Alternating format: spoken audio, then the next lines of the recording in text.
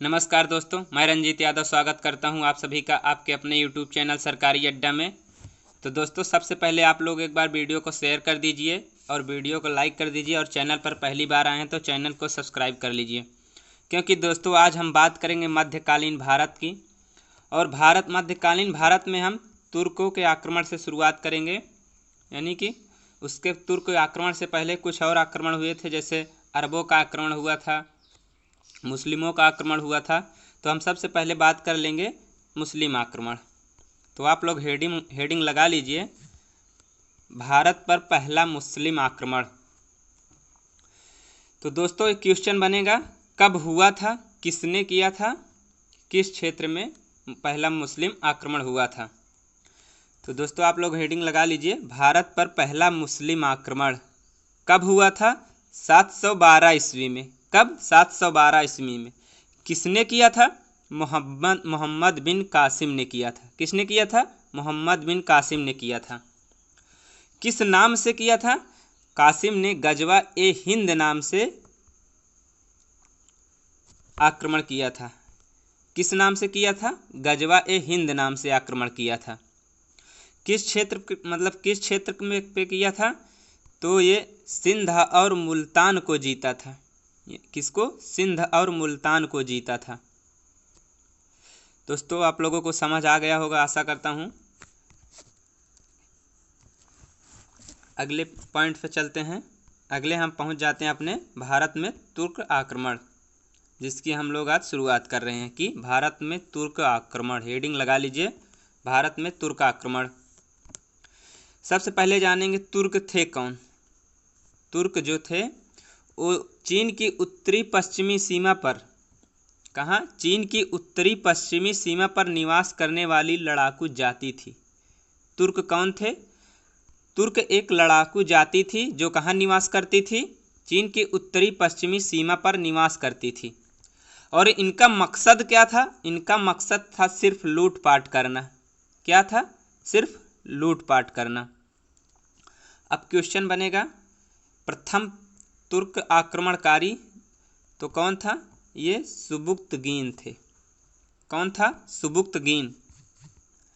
सुबुक्तगीन कौन था? ये जो है सुबुक्तगीन जो है ये अल्पतगीन का गुलाम था। किसका? अल्पतगीन का गुलाम था। और सुबुक्तगीन को उपाधि मिली थी अमीर उल उमरा की उपाधि मिली थी। कौन सी उपाधि? अमीर उल उमरा की उपाधि मिली थी। और सुबुक्तगीन जो पहला आक्रमणकारी था, तुर्क आक्रमणकारी था, इन्होंने सबसे पहले हिंदू शाही राजा, कहाँ आक्रमण किया था? हिंदू शाही राजवंश के खिलाफ पहला हमला किया था।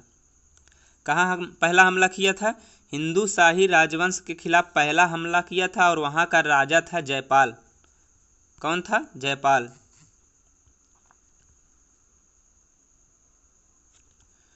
और इसके बाद 997 में इसकी मृत्यु हो जाती है। किसकी मृत्यु हो जाती है? सुबुक्तगीन की।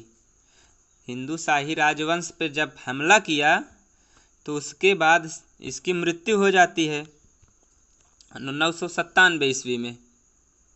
997 में इसकी मृत्यु हो गई। तो इसके बाद इसका पुत्र शासक बना, और वो कौन था? वो महमूद गजनवी था। कौन था? महमूद गजनवी शासक बना, जो कि 998 ईस्वी में शासक बनता है। कब शासक बनता है? 998 ईस्वी में। अब हम लोग देखेंगे महमूद गजनवी के बारे में। किसके बारे में? महमूद गजनवी के बारे में। तो आप लोग हेडिंग लगा लीजिए, महमूद गजनवी। महमूद गजनवी 998 से 1030 ईस्वी तक। दोस्तों ये 32 वर्षों तक शासन किया था। कितने? 32 वर्षों तक शासन किया था। यानी कि उस 32 वर्ष में भारत पर 17 बार आक्रमण किया था। कितनी बार? 17 बार, जो कि 1000 ईस्वी से 1027 ईस्वी तक आक्रमण किया था। 17 बार कुल। पूछा जाएगा भारत में किसने 17 बार आक्रमण किया? महमूद गजनवी ने। कितने वर्षों तक शासन किया? 32 वर्षों तक शासन किया। इसीलिए इसे बूतसिकन और मूर्ति भंजक कहा जाता है। क्या कहा जाता है? बूतसिकन और मूर्ति भंजक कहा जाता है। और दोस्तों इसका उद्देश्य क्या था महमूद गजनवी का? तो दोस्तों इसका उद्देश्य था सिर्फ मध्य एशिया में अपना साम्राज्य बनाना। क्या? मध्य एशिया में अपना साम्राज्य बनाना। और साम्राज्य बनाने के लिए पैसे की ज़रूरत पड़ेगी, पैसा तो खूब लगेगा, इसीलिए इन्होंने पैसे के चक्कर में भारत में लूटपाट करने चले आए थे। क्या करने आया था? केवल भारत में पैसे लूटने आया था। आप लोग समझ गए होंगे इसका उद्देश्य था कि मध्य एशिया में अपना साम्राज्य बनाना और भारत में पैसे लूटने आया था। और इसके महत्वपूर्ण 7 आक्रमण, यानी कि वो जो 27 आक्रमण था इसका, 17 आक्रमण था, उन 17 आक्रमणों में इसके 7 आक्रमण बहुत ही महत्वपूर्ण थे। कितने? 7 आक्रमण। सबसे पहला जो था वो 1001 ईस्वी में पेशावर का युद्ध, जो कि हिंदू शाही राजवंश के खिलाफ था। किसके खिलाफ था? हिंदू शाही राजवंश के खिलाफ था। कब होता है? 1001 ईस्वी में हिंदू शाही राजवंश के खिलाफ पेशावर का युद्ध। दूसरा होता है 1006 ईस्वी में। कब होता है? 1006 ईस्वी में मुल्तान युद्ध, जिसमें इन्होंने जयपाल के बेटे आनंदपाल को हराया था। किसको हराया था? जयपाल के बेटे आनंदपाल को हराया था। कब होता है? 1006 ईस्वी में। किस नाम से जाना जाता है? मुल्तान युद्ध। फिर तीसरा होता है इसका युद्ध 1009 ईस्वी में बेहंद युद्ध। कौन सा होता है? बेहंद युद्ध। कब होता है? 1009 ईस्वी में। फिर पुनः मतलब दोबारा इन्होंने आनंदपाल को हराया। फिर आता है चौथा युद्ध। चौथा रहता है 1014 ईस्वी में, जो कि थानेश्वर विजय होती है। यानी कि चौथा युद्ध 1014 ईस्वी में किया और थानेश्वर विजय कर लिया।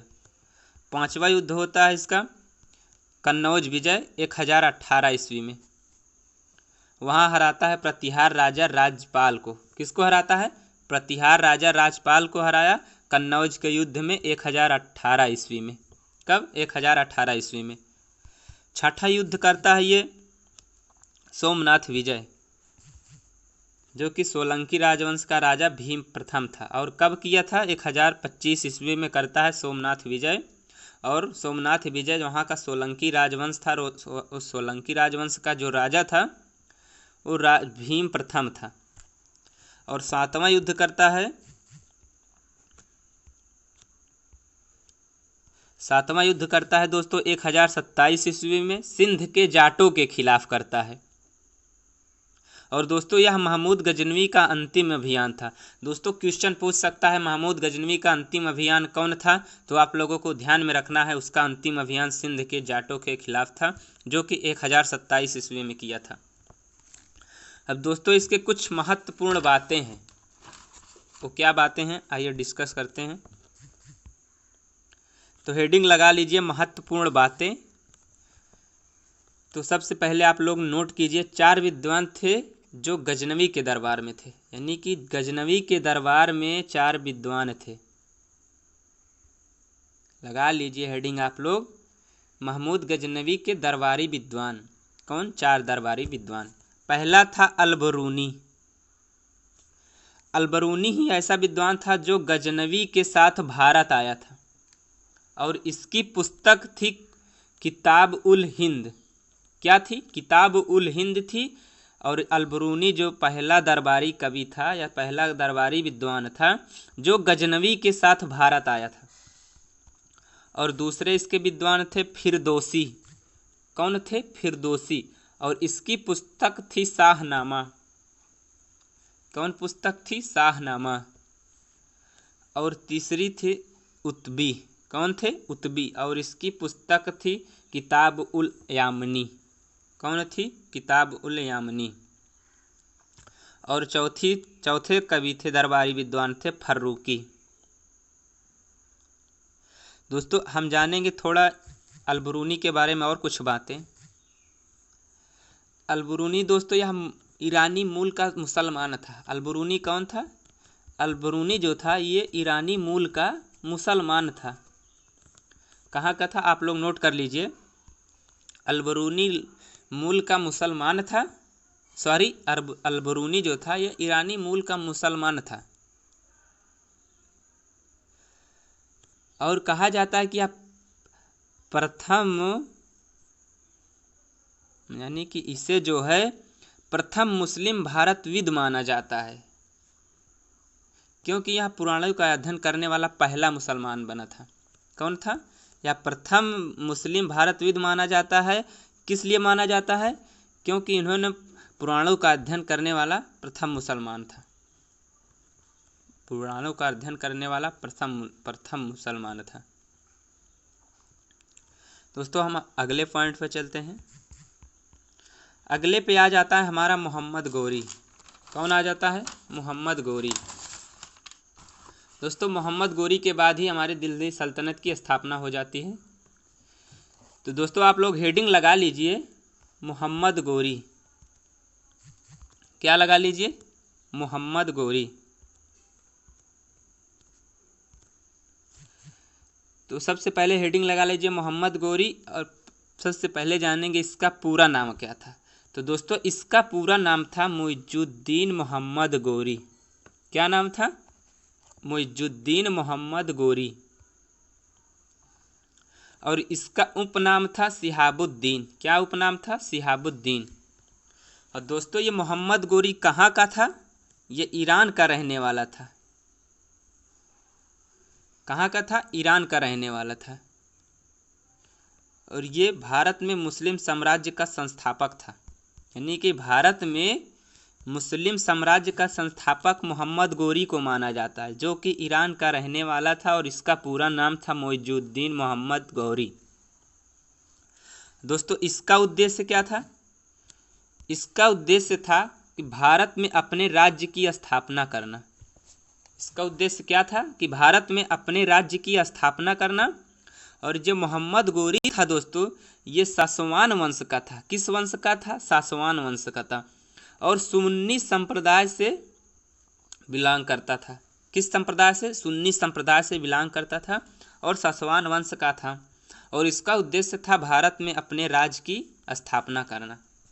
तो दोस्तों सबसे पहले अब इसके महत्वपूर्ण आक्रमण के बारे में जानेंगे। तो इन्होंने बहुत आक्रमण किया, तो हम लोग केवल 10 महत्वपूर्ण आक्रमण जानेंगे। तो इसका प्रथम आक्रमण था भारत में। प्रथम आक्रमण जो था वो 1175 ईस्वी में मुल्तान विजय थी। कौन थी?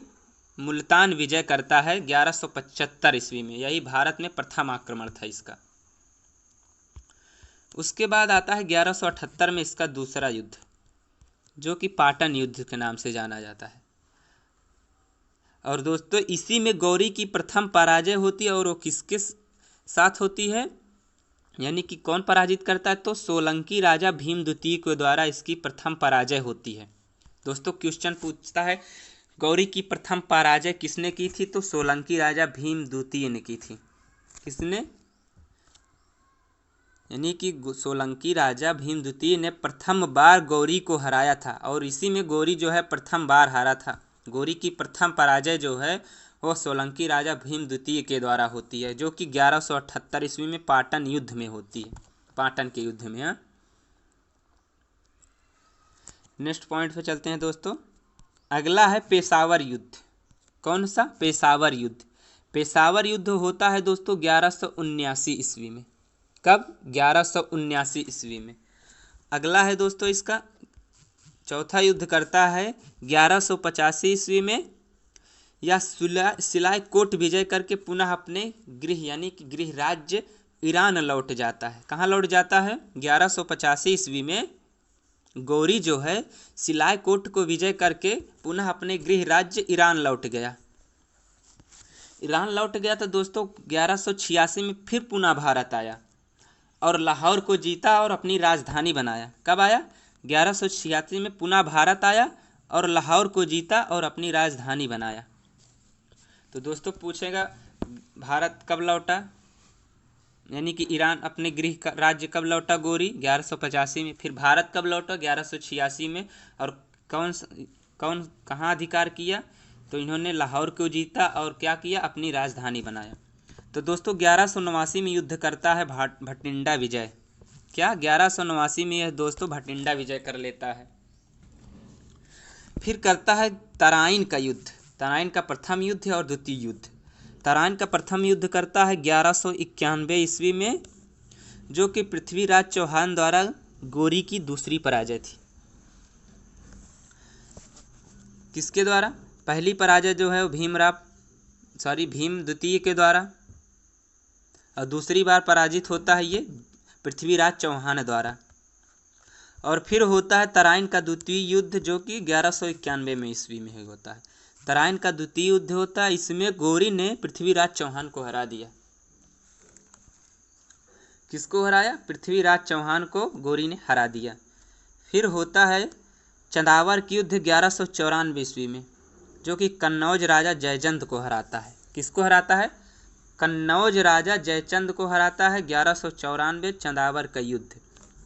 इस युद्ध के पश्चात जो है दोस्तों, मोहम्मद गोरी ने भारत में जीते गए क्षेत्र जो थे, यानी कि जितने भी भारत के क्षेत्र जीते थे, उस पर अपने गुलाम के जो इसके गुलाम थे, एक गुलाम था कुतुबुद्दीन ऐबक।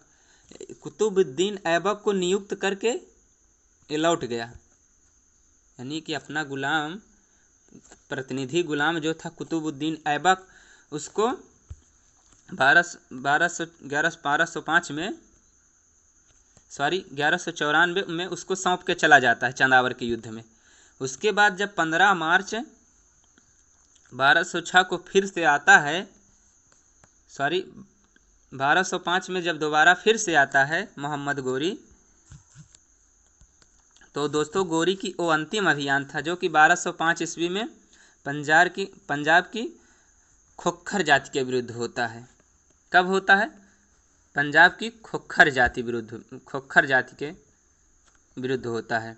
जब 1205 में आया तो वह दोबारा भारत आया, और उसका जो युद्ध होता है खोखर जाति के विरुद्ध।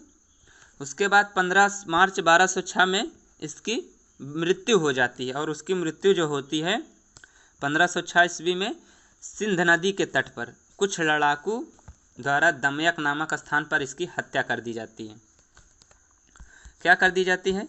इसकी हत्या कर दी जाती है कुछ लड़ाकुओं के द्वारा दमयक नामक स्थान, जो कि सिंधु नदी के तट पर थी। उसके बाद इसकी हत्या कर दी गई। तो इसका जो तब लाहौर का जो मतलब अधिकारी था, तुर्क अधिकारी कुतुबुद्दीन ऐबक जो था, तो कुतुबुद्दीन ऐबक जो था, उसको जो है गोरी ने जीते गए जो क्षेत्र थे वहाँ का शासक नियुक्त किया था। किसको? कुतुबुद्दीन ऐबक को वहाँ का शासक नियुक्त किया गया था। उसके बाद 1206 ईस्वी में ही कुतुबुद्दीन ऐबक ने एक नए वंश की स्थापना कर दी, जिसका नाम था गुलाम वंश। गुलाम वंश के साथ साथ उन्होंने अपने शासन की शुरुआत की, और इसी के साथ जो है दिल्ली सल्तनत का इतिहास प्रारंभ हो गया। कौन सा इतिहास? दिल्ली सल्तनत का इतिहास प्रारंभ हो गया। दिल्ली सल्तनत में 5 वंशों ने शासन किया। दोस्तों इसको हम लोग अगली वीडियो में देखे हैं। दोस्तों हमने एक ट्रिक वीडियो बनाई है दिल्ली सल्तनत के 5 राजवंशों की। दोस्तों आप लोग उसको वीडियोज में है, आप लोग उसे जाकर जरूर देखें। आपको एकदम उससे एक क्वेश्चन जरूर पूछा जाता है एग्जाम में, तो वहाँ से आप लोग उसको अच्छे से ये ध्यान में रख के मतलब दिमाग में आपके बैठ जाएगा, ऐसा ट्रिक है। तो दोस्तों कल हम लोग पढ़ेंगे दिल्ली सल्तनत, उसके बाद जानेंगे वो 5 वंश कौन थे, जैसे गुलाम वंश था, खिलजी वंश था, तुगलक वंश, सैयद वंश, लोधी वंश, ये सब हम जाने की चर्चा करेंगे। ओके, तो आशा करता हूँ दोस्तों आप लोगों को वीडियो समझ आई होगी। दोस्तों अगर वीडियो पसंद आई हो तो एक बार लाइक कर दीजिए, शेयर कर दीजिए और चैनल को सब्सक्राइब कर लीजिए। जय हिंद।